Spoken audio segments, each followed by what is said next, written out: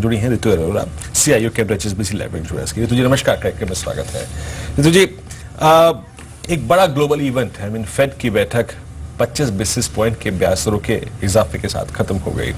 एक बड़ा global event close हुआ और उसके बाद शायद हमें एक बार फिर से उन्हीं चीजों पर फोकस करना पड़ेगा जिस पर हम आमतौर पर करते हैं, हमारी अर्निंग्स, साथ ही साथ कच्चा तेल, साथ ही साथ क्या डिलीवर कर पाती है पॉलिटिकल लॉबी। लग नहीं रहा है कि डिलीवर कर पाएगी। GST एक वास्तविकता नहीं होगी 1 अप्रैल 2016 से। आपको क्या लगता है कि ये बाजार अपने आप को 1 जनवरी के बाद किस तरीके से प्लेस करेगा, कहां प्लेस करेगा, इंस्टीट्यूशनल अप्रोच क्या होगी, किस तरफ ये बाजार जा रहा है इन सर्कमस्टेंसेस में? धन्यवाद शो पर बुलाने के लिए। अगर हम देखें इंडियन बाजारों को तो हमने 2015 में डेवलप मार्केट्स को अंडर परफॉर्म किया है, इमर्जिंग मार्केट्स ने अंडर परफॉर्म किया है, बट उस बास्केट में भी इंडिया ने ज्यादा अंडर परफॉर्म किया है। तो अगर हम एक टाइम करेक्शन के मद्देनजर देखें तो मार्केट जैसे समय बीतता जा रहा है अट्रैक्टिव होता जा रहा है। मुझे लगता है कि US इवेंट जितना महत्वपूर्ण मानी जा रही थी, मार्केट्स ने उतना एक्साइटमेंट नहीं दिखाया, जबकि एक क्लैरिटी आ गई है कि क्या होना है अगले साल, इस पर भी फेड ने काफी अपना रवैया साफ कर दिया है। मुझे लगता है अब सारी निगाहें एक रिकवरी पर हैं कि कॉर्पोरेट अर्निंग्स और ग्रोथ की रिकवरी कब दिखती है, private consumption and private investment market में कब लौटता है। और इसलिए मुझे लगता है अगले 3-4 महीने भी इसी तरह वॉलेटाइल, रेंज बाउंड और सबड्यूड रहेंगे, और जैसे ही हमें कुछ सुधार दिखना शुरू होगा वहां से एक बहुत अच्छा मोमेंटम बनना चाहिए मार्केट के लिए। राइट, लेकिन मैम पैसा बना ही नहीं इस पर्टिकुलर साल में। सिर्फ फार्मा को छोड़ दीजिए, बाकी कोई ऐसा सेक्टर, कोई लीडर जो इंडेक्स को बढ़ा सके, ऐसा कोई लीडर सेक्टर सामने नहीं आ पाया। गोइंग फॉरवर्ड अप्रोच क्या रहेगी? अगर मैं आपसे पूछूं कि अगर टॉप 2 प्रायोरिटीज आपके कोई सेक्टर एलोकेशन वाइज हैं जहां पर आपका फंड इन्वेस्ट कर रहा है, वो कौन से हैं?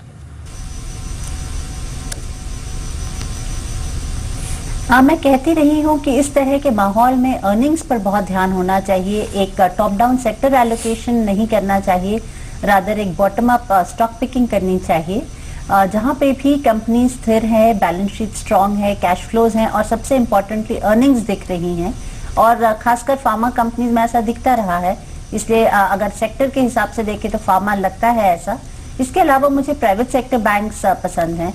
हम जैसे भी इकोनॉमी में रिकवरी देखेंगे तो प्राइवेट सेक्टर बैंक्स लीड करेंगे इस रिकवरी को, और ये एक अच्छा सेक्टर है, बट इसमें भी अर्निंग्स विजिबिलिटी पर ध्यान देना चाहिए। IT सेक्टर तीसरा सेक्टर है जो अच्छा लगता है। तो जी एक चीज ये है, आज के बाजार में जो चीज वास्तविकता से भी काफी दूर चली गई है, और वो है क्रूड। 36, 34, $35 प्रति बैरल का स्तर। आई थिंक हमने सपने में भी नहीं सोचा होगा कभी कि 2015 के अंत में हमको ये स्तर देखने मिलेंगे। एक चीज होती है कि किसी भी चीज के गिरने या चढ़ने का आपको फायदा होता है। आपने कहा 80 से क्रूड अब 50 पे आ गया है तो आपकी ऑयल मार्केटिंग कंपनियों को फायदा हो रहा है, लेकिन आपकी अपस्ट्रीम कंपनियों को घाटा हो रहा है, बहुत बड़ा घाटा हो रहा है। लेकिन ये वो ट्रेजेक्ट्री है जहां पे दोनों ही, अगर आप देखें अपस्ट्रीम और कंपनी को लॉसेस हैं, और साथ ही साथ अगर आप देखें ऑयल मार्केटिंग कंपनी को लॉसेस हैं। कुछ ऐसी इंडस्ट्रीज हैं जिसको बहुत अच्छे दौर से गुजर रही हैं। क्रूड सबका अगर आप देखें तो एक इंटरमीडिएट कंजम्पशन होता है। आपको क्या लगता है क्रूड की स्टोरी को कैसे प्ले करना चाहिए? एक बार आपको तय करना होता है कि $147 प्रति बैरल के स्तर पर क्रूड और इंडस्ट्री पे क्या प्रभाव पड़ेगा, आपको क्या खरीदना चाहिए, क्या बेचना चाहिए, और आपको 35 पर भी ये तय करना पड़ेगा कि आपको क्या खरीदना है, क्या बेचना है, किस चीज को प्रेफर करना है और किस चीज को अवॉइड करना है। आप कैसे खेलेंगे क्रूड के इस तालमेल को?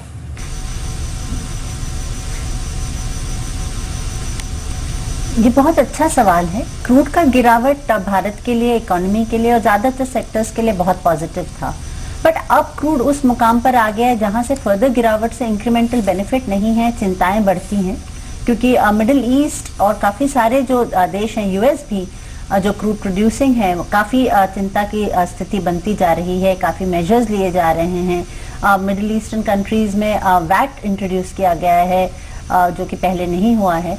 तो ये बहुत अच्छी स्थिति नहीं है, जो कि हम ग्लोबल डिमांड डिस्ट्रक्शन देख रहे हैं। यूरोप हो, चाइना हो, जापान हो, कोरिया हो, सभी डील कर रहे हैं इससे। तो क्रूड का इस तरह से गिरना एक और उस प्रॉब्लम को कंपाउंड करता है और दर्शाता है कि ग्लोबल डिमांड बिल्कुल रिकवर नहीं कर रही है। अगर ग्लोबल डिमांड में रिकवरी नहीं आती है तो इंडिया एक आइसोलेटेड प्ले नहीं बन पाएगा रिकवरी का। इंडिया की ग्रोथ पर भी इम्पैक्ट रहेगा और उससे हमारे मार्केट्स इन जनरल बहुत अच्छा परफॉर्म नहीं कर पाएंगे। तो क्रूड का गिरते रहना एक अच्छी खबर नहीं है। In general secular bad news ही है वर्ल्ड ग्रोथ के लिए भी और इंडियन इकोनॉमी के लिए भी। एक हद से ज्यादा गिरने का कोई फायदा नहीं। लेकिन मैम करेंसी मार्केट्स को इससे लिंक करके कैसे देखें? गोइंग फॉरवर्ड कमोडिटीज का ट्रेंड क्या रहेगा, खासतौर से बेस मेटल्स का, उसका इंपैक्ट? क्योंकि मैं इसलिए पूछ रहा हूं क्योंकि सभी स्टॉक्स जो है कमोडिटी रिलेटेड स्टॉक्स बहुत ज्यादा टूट चुके हैं, चाहे आप ऑयल एंड गैस शेयर की बात करें या फिर मेटल स्टॉक्स या फिर एग्री कमोडिटीज। क्या कुछ रिवर्सल, क्या कुछ यहाँ पर खरीदारी, बॉटम फिशिंग देखते हैं इन पर्टिकुलर सेक्टर्स? मुझे लगता है अभी थोड़ी कुछ समय रुकना चाहिए। इमीडिएटली मुझे बॉटम फिशिंग की अपॉर्चुनिटी नहीं दिखती है, क्योंकि जो चिंताएं थी इन सेक्टर्स की वो अभी भी बनी हुई हैं, उतनी ही संदिग्ध हैं, रिकवरी अभी नहीं दिख रही है। तो मुझे लगता है अगले कुछ महीने रुक कर देखना चाहिए और उसके बाद ही इन सेक्टर्स में इन्वेस्ट करना चाहिए। ये पॉसिबल है कि काफी लंबे समय तक ये सेक्टर्स अंडर परफॉर्मिंग सेक्टर्स बने रहें। चलिए, इस बीच बाजार अगर आप देखें निफ्टी हरे निशान में करीब 7764 पर करीब 2 अंकों पर कारोबार कर रहा है। और आज की टॉप गिनेस में अगर आप देखें इस वक्त शामिल है बैंक्स, पीएसयू, ये private banking space, ICICI bank 256 पर 6 रुपए ऊपर करीब 2.5% की तेजी के साथ, और पावर ग्रिड 138 के स्तर पे करीब 2.25 रुपए पर कारोबार कर रहा है। तो जी एक चीज आप मानते हैं, एक के बारे में बात करना चाहता हूं, वो है सरकार के कदम और उससे पड़ने वाले इंडस्ट्री के प्रभाव पर, और फिर बाजार उसको कैसे देखता है। पहले लॉजिस्टिक्स की बात कर रहे थे हम, पूरे 2014 में हमने लॉजिस्टिक्स को क्या बेहतरीन वैल्यूएशंस दे दिए, सारे स्टॉक्स ऑल टाइम हाई पे चले गए, लेकिन जीएसटी अब तक वास्तविकता नहीं है। लेकिन इस सरकार ने जिस चीज पे काम किया है वो है पावर रिफॉर्म्स, डिस्कॉम्स की हालत सुधारना, साथ ही साथ कोल रिफॉर्म्स किए गए जिससे अल्टीमेटली अगर आप देखें इंडस्ट्री को फायदा होगा। इस वक्त दूसरी चीज है, इनफैक्ट मैं एक और जोड़ना चाहूंगा, जो वैकल्पिक ऊर्जा है, जो रिन्यूएबल एनर्जी सेगमेंट है, वहां पर भी काफी काम किए जा रहे हैं। आपने निवेश काफी बड़े करने की बात कही है। एग्जैक्टली ये क्या एक इन्वेस्टमेंट की थीम होनी चाहिए इस बाजार में, और क्या आप पावर स्टॉक्स को या फिर रिन्यूएबल एनर्जी वाली स्टॉक्स को थोड़ा सा वेटेज देना चाहेंगे इन लेवल्स पे? ये बहुत अच्छा नजरिया है। मैं मानती हूँ कि पावर सेक्टर एक बहुत चिंता का विषय था और इस पे काफी काम हुआ है। अब कुछ थोड़े लास्ट इम्पोर्टेंट लेग्स रह गए हैं डिस्ट्रीब्यूशन साइड पर, और जैसे ही इन पर भी काम होता है मुझे लगता है एक बहुत बड़ा पॉजिटिव है इस सेक्टर के लिए। रिन्यूएबल एनर्जी भी पॉजिटिव है, पर अभी टैरिफ को लेकर चिंताएं बनी हुई है कि अट्रैक्टिव होगा या नहीं, निवेश करना पूंजीपतियों के लिए फायदेमंद होगा या नहीं। बट इन जनरल ये सेक्टर मुझे लगता है जितनी चिंताओं से घिरा हुआ था वो काफी हद तक सुधारी जा चुकी हैं। जीएसटी पर जैसे आपने कहा पूरे ही देश की नजर टिकी हुई है। मुझे नहीं लगता कि इस विंटर सत्र में भी पार्लियामेंट इस पर कुछ निर्णय ले पाएगी, जो कि काफी निराशाजनक है। मुझे आशा है कि अगले 6 महीने में जो ये इम्पोर्टेंट 2-4 मुद्दे हैं पावर पे, जो आखिरी कुछ काम रह गए हैं, और जीएसटी अगर सॉल्व कर पाती है सरकार, तो इससे एक जो बूस्ट मिलेगा इकोनॉमी को, वो एक बहुत बड़ा पॉजिटिव मोमेंटम मार्केट के लिए बन सकता है। राइट, लेकिन 2 स्टॉक्स जो आज चल रहे हैं वो है अदानी पावर, एक आपकी स्क्रीन पे, और दूसरा है सतलुज जल विद्युत निगम पावर स्टॉक्स में। ये दोनों स्टॉक्स जो है वो अच्छी खासी तेजी के साथ आज कामकाज कर रहे हैं, अदानी पावर और साथ ही साथ सतलुज जल विद्युत निगम। लेकिन मैं फिर से फार्मा स्टॉक्स पे आता हूँ रितु जी, और इनफैक्ट आज जो खबर है वो सन फार्मा के रिलेटेड है। यूएसएफडी ने एक वार्निंग लेटर जारी कर दिया हलोल प्लांट को लेकर। ये दिक्कतें काफी समय से कंपनी बोल रही है कि हम टेक्निकल अपग्रेडेशन पे कामकाज कर रहे हैं, लेकिन ओवरऑल इस समय न्यूज फ्लो कंप्लीटली नेगेटिव है सन फार्मा के ऊपर। ऐसे सन फार्मा ही नहीं है, इस पर्टिकुलर सेक्टर में कई बार ऐसी खबरें आई हैं जो इस काउंटर स्पेसिफिक, कंपनी स्पेसिफिक काफी ज्यादा ट्रबल क्रिएट कर रही हैं। तो ऐसे में कन्विक्शन बहुत कम हो गया है इस सेक्टर पे। आपका टेक, क्या गोइंग फॉरवर्ड फार्मा उसी रफ्तार से चलेगा जैसे इस साल रिटर्न्स दिए? मुझे फार्मा सेक्टर पसंद है, पर फार्मा सेक्टर जैसे आपने सही कहा, बहुत सारी कंपनीज अलग अलग तरह के बिजनेस मॉडल्स पर हैं, उनके की ड्राइवर्स अलग हैं, इसलिए एक सेक्टर के रूप में इन्हें देखना मुश्किल है। बट मुझे अगर हम चाहें सेक्टर के रूप में देखना, तो इसमें बहुत सारी कंपनीज हैं जहां पे अभी भी अर्निंग विजिबिलिटी अच्छी है। काफी कुछ रेगुलेटरी इम्पैक्ट आता रहा है, पर मुझे हर करेक्शन पर ये नाप तोलने के बाद कि कुछ जो ये इस तरह के एफडीए वगैरह के रेगुलेटरी इम्पैक्ट्स आ रहे हैं, अगर बहुत संदिग्ध नहीं है तो मुझे इसमें बाइंग अपॉर्चुनिटी दिखती है।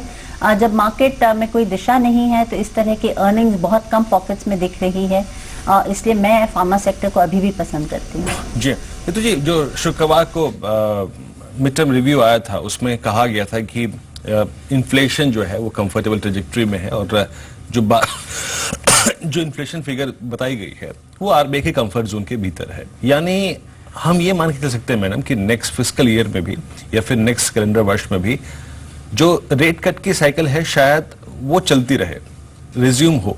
2015 में रही, शायद 2016 में भी रहे, और अगर मानसून ठीक रहेगा तो इसे कहते हैं कि वो और भी एक अच्छी परिस्थिति होगी। अब हमने ब्याज दरों की बात कर ली। बैंकिंग रिफॉर्म्स के लिए हमें और क्या चीज चाहिए थी? हमें चाहिए थी बैंक्रप्सी कोड, वो शायद एक वास्तविकता होगी। और तीसरी चीज ये है कि बजट में रिकैपिटलाइजेशन के लिए कितना फंड आवंटित किया जाता है। पिछली बार 12,000 करोड़ रुपए किया गया था, विशेषज्ञ कह रहे थे कि वो बहुत कम है। बजट बेहद नजदीक है, हम उस पर भी बात करेंगे। अब रिकैपिटलाइजेशन के लिए बैंक को कितना पैसा मिलेगा, सरकारी बैंकों को। इन तीन चीजों के मद्देनजर आपको क्या लगता है, हम बेहद नजदीक हैं बजट के, हमारी तैयारी बैंकिंग पर कैसी होनी चाहिए मैम? किन स्टॉक्स को हम प्रेफर करें, प्राइवेट बैंकिंग स्पेस को या फिर पीएसयू बैंक्स को, रिस्क रिवॉर्ड रेशियो को देखते हुए?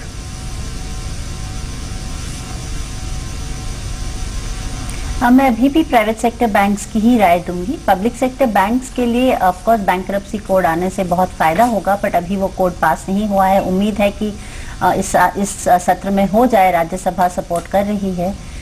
एक पॉजिटिव होगा, लेकिन अभी जो मार्केट शेयर लॉस है, जो एनपीएस का प्रेशर है, जो बैलेंस शीट्स में चैलेंजेस हैं, वो उतने ही बरकरार हैं। हमें कॉर्पोरेट सेक्टर में रिवाइवल नहीं दिख रहा है। तब तक के लिए मैं प्राइवेट सेक्टर स्पेस को ही प्रेफर करूंगी जब तक ये बादल छट नहीं जाते पीएसयू बैंक्स पर। इसमें कोई दो मत नहीं है कि ये प्रॉब्लम सॉल्व होने से पीएसयू बैंक्स में बहुत बड़ी वैल्यू बन सकती है, बट मुझे लगता है अभी वो थोड़ा सा समय और है, थोड़ी सी क्लैरिटी और अवेटेड है। तो ये जो ऑटो में एमिशन नॉर्म्स के चलते और साथ ही साथ स्पेशली जो बड़े शहर हैं, दिल्ली, मुंबई और शायद और शहरों तक की आप देखें, ये अप्रोच जो है सरकार की वो बढ़ेगी कि आप कैसे डीजल व्हीकल्स को का जो प्रमोशन था, जो जिस तरीके से डीजल जो व्हीकल थे धड़ल्ले से बिक रहे थे, उसकी सेल्स को अरेस्ट किया जाए, पेट्रोल और साथ ही साथ सीएनजी वाहनों को बढ़ावा दिया जाए। इसका मतलब यह है कि हमारा जो मौजूदा इंफ्रास्ट्रक्चर है, ऑटो कंपनियों का, उनको टोटली चेंज करना पड़ेगा। Specially companies like I think M&M, companies like Tata Motors, इनको बहुत बड़े बदलाव करना पड़ेंगे। ये आपका ये मारुति तो पहले से ही तैयार है पेट्रोल वर्जन पे बहुत अच्छी तरीके से। क्या सफल होगा आपको लगता है कि 2016 की शुरुआत के बाद जब ये आपके रजिस्ट्रेशंस बंद हो जाएंगे, कैसा बदलाव करना पड़ेगा इन ऑटो कंपनियों को? वो बदलाव कितना भारी पड़ेगा? और ऑटो जो कि बीते 5 साल में आपको पैसा कमा के दे चुका है, अच्छा पैसा कमा के दे चुका है, 2016 में पैसा बनने की उम्मीद है इस पर?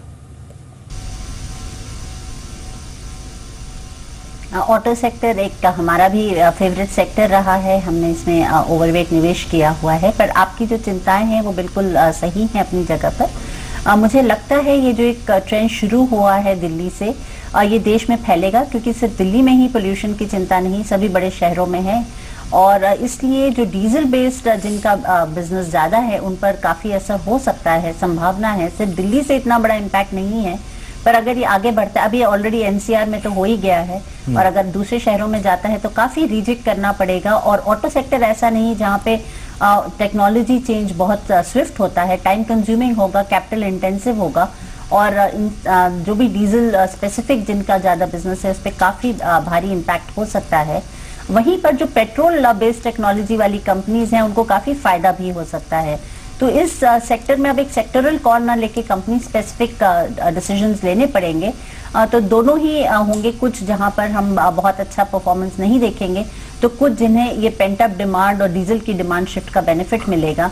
तो ऑटो सेक्टर एक बहुत रोचक सेक्टर हो गया है। तो ये बीते अगर आप 3 महीने को देखें तो उसमें मिड कैप्स में, स्मॉल कैप में डिमांड काफी बड़ी है, पैसा काफी गया है मिड कैप्स की तरफ, स्मॉल कैप्स की तरफ, और चाहे वो रिटेल पार्टिसिपेंट्स हो, चाहे वो इंस्टीट्यूशंस हो।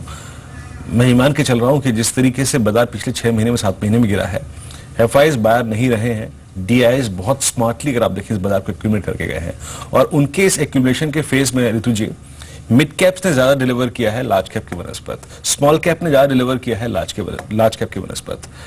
सो एज ए इन्वेस्टर मेरी अप्रोच मिड कैप में, स्मॉल कैप में क्या होनी चाहिए, क्या एहतियात बरतें, और किन प्रकार के स्टॉक्स का चुनाव करना चाहिए मिड कैप में, वो थीम क्या होनी चाहिए?